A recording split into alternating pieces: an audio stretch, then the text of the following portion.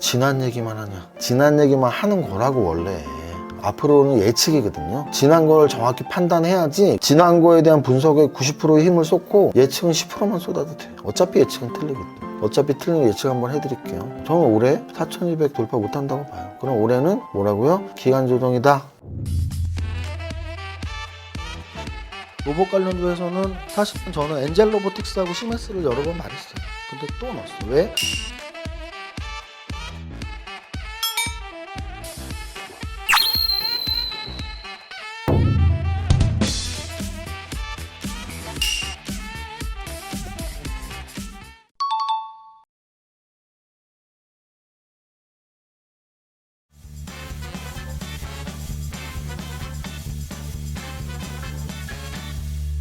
대표님, 연정씨? 오늘 시장 어떤가요? 오늘 시장은 제가 빨간 조끼를 입고 나왔는데요. 아마 눈치 좀 있으신 분들은 제가 약간 시장이 떨어지면 또 오르는 마음에 빨간 옷을 입고, 근데 뭐 집에 빨간 옷만 있는 게 아니라 빨간 옷 아니면 뭐 파란 옷 같은 건 오른 날은 마음도 좀 편하니까.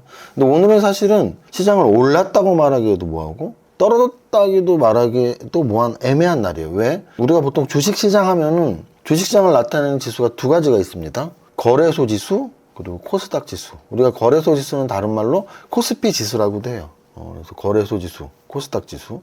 그럼 거래소는 소잖아요. 소. 코스닥은 닭이죠. 연정씨, 소가 커, 닭이 커? 소가 크죠. 네. 그럼 거래소 시장이 크겠어? 코스닥 시장이 크겠어? 거래소. 잘 배운다. 이래서 스승을 잘 만나야 돼.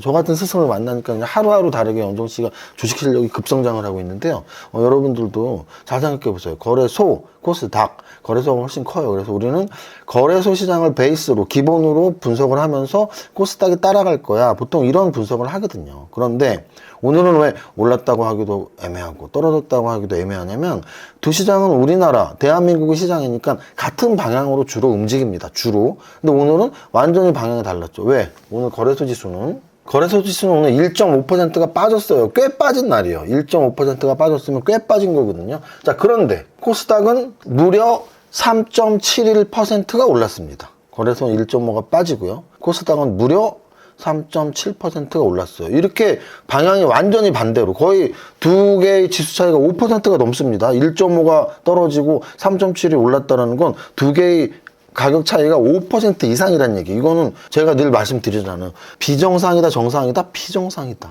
그런데 왜 오늘 같은 비정상이 나왔을까요? 1년 내내 거래소가 너무 많이 오르고 코스닥이 조금밖에 못 올랐기 때문에 그런 후폭풍이라고 보시면 돼요. 그래서 늘 우리는 비정상의 정상화 이런 말을 많이 쓰는데, 지금 오늘이 비정상이 아니고요. 오늘이 비정상의 정상화인 날이죠. 왜? 제가 늘 그랬잖아요. 맨날 거래소만 오르고 맨날 코스닥만 떨어지면 그럼 코스닥 시장 없애야지. 아무도 투자 안 해야지. 근데 그렇지 않다고. 언젠가는 다시 또 관계가 역전되면서 코스닥이 잘 가고 거래소가 못 가고, 계속 그래? 그럼 거래소 없애야지. 아니라고, 또 거래소가 잘 가고. 그래서 키 맞추기는 언제든지 있다. 그래서 우리가 비정상을 빨리빨리 캐치하는 게 좋은 이유는 비정상이 정상화가 되기 때문이에요. 그러면 지금 올해 들어서 비정상이 뭐라 그랬어요? 10월 달에 너무 많이 올랐네? 그 하나의 힌트면 끝난다니까? 10월 달에 25년 만에 한 달에 20% 올랐어. 그러면 그 다음 달에도 20% 오르고 그 다음 달도 20% 오르고, 우리 못하도 일을 해. 다 주식 투자만 하지. 근데 그게 아니라고. 그렇기 때문에 10월 달에 20% 올랐으니까 11월엔 조정을 받겠구나. 또는 야, 1년 내내 거래소가 훨씬 셌으니까 이제 코스닥이 좀 더 세겠구나. 그럼 거래소가 셌을 때의 핵심들이 뭐였어요? 조방원이라며. 리포트에서 증권사에서 그렇게 조방원 해댔잖아. 거래소의 상승의 중심에 조방원이 있었다며. 근데 코스닥은 그동안 못 간 게 2차전지랑 제약바이오랑 이런 것들 잘 못 가서잖아요. 오늘 코스닥은 굉장히 크게 오르고 거래소는 못 갔잖아요. 그럼 거래소는 조방원을 비롯한 뭐 이런 애들이 다 조정을 받았다는 얘기잖아요. 근데 코스닥은 제약바이오가 엄청 잘 갔죠. 근데 오늘 참 재밌는 건 거래소의 제약바이오는 별로 못 갔어. 코스닥의 제약바이오가 잘 갔어. 그래서 그냥 한마디로 거래소가 많이 오르고 코스닥이 못 오른 거에 대한 후폭풍 정도로 생각하시면 돼요. 다른 수많은 이유를 갖다 댈 수 있지만 포인트만 잡아 나가시라고요. 비정상의 정상화는 언제든지 반복되니까 장이 이상한데 이상한 쪽의 반대쪽에 쓰는 게 더 좋은 거라고. 그래서 지금 지수가 중요한 시기인데 특히 거래소 지수가 중요한 시기고요. 거래소는 지금 3,800 지키고 있는데 오늘 다시 박스의 저점. 어제 제가 뭐라 그랬어요? 4천에서 얻어 맞았네요. 그랬잖아. 4천에서 얻어 맞았네요. 그러면 오늘은 3,926 끝났는데 그럼 3,900 또는 3,800 지키는지 봐야지. 만약에 지키면 확실히 박스권. 못 지키면 박스권 하단 추세 이탈 이렇게 보시면 되고요. 또 하나 오늘 포인트는 외국인들의 매매가 얼마나 중요한지를 또 말씀드릴게요. 오늘 하루에 보세요. 거래소 지수 외국인이 2조를 팔았습니다. 2조. 그러니까 1.5가 빠지지. 코스닥 개인들이 1조를 팔았어요. 그러니까 코스닥은 오르지. 이해하셨어요? 외국인들이 팔면 떨어지고 개인이 팔면 오른다. 오늘 코스피 외국인이 2조를 파니까 떨어졌어. 근데 코스닥은 왜 올랐니? 개인이 1조를 팔았잖아. 아, 개인이 팔아서 떨어졌냐? 외국인이랑 기관이 쌍끌이 매수하니까 오르는 거지. 그게 똑같은 말이라고. 외국인이 팔았으면 개인이 산 거고 개인이 팔았으면 외국인이 산 거고 똑같은 말이잖아. 자, 그래서 어쨌든 그만큼 매매 동향이 중요한데 우리는 언제나 외국인 쪽이 더 유리하다라고. 이거 참 이율배발적인 얘기죠. 우리는 개인이잖아. 개인 투자자지만 외국인 편에 붙는 게 좀 더 유리하다고 주식 투자 기본 마인드를 세팅을 해 놓으셔야 돼요. 여기까지. 자, 오늘 거래소 대형주 삼성전자 떨어졌네요. SK하이닉스 떨어졌죠. 반도체 떨어졌어. 그 다음 LG에너지솔루션 뭐예요? 2차전지 떨어졌어. 그 다음 삼성바이오로직스 뭐예요? 제약바이오 떨어졌어. 떨어졌다고. 자, 잘 드세요. 삼성전자, SK하이닉스 반도체 떨어졌어. LG에너지솔루션 2차전지 떨어졌어. 삼성바이오로직스 제약바이오 떨어졌어. 자, 그런데 코스닥 시총상위를 볼까요? 재밌는 걸 말씀드릴게요.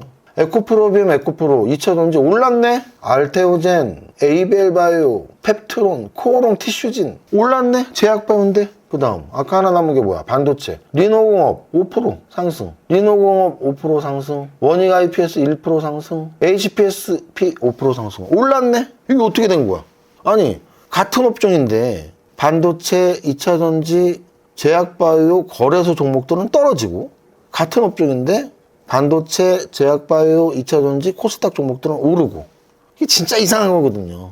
근데 그 오늘이 이상한 게 아니고 여태까지 이상하게 움직여서 그래. 거래소가 너무 많이 올랐어. 코스닥 모드로. 그래서 오늘이 의미가 있다. 11월 마지막 날 이런 모습이 나왔다는 건 12월장에도 거래소보다 코스닥이 유리할 수 있고 조방원보다 판로제가 유리할 수 있다고.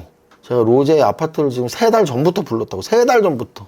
딴 사람들이 조방원 할 때, 아, 조방원 너무 많이 올랐는데요. 로제인데, 로제가 뭐야? 로봇하고 제약바이오. 오늘 정확히 로제가 많이 오른 거 아시죠? 자, 여기까지.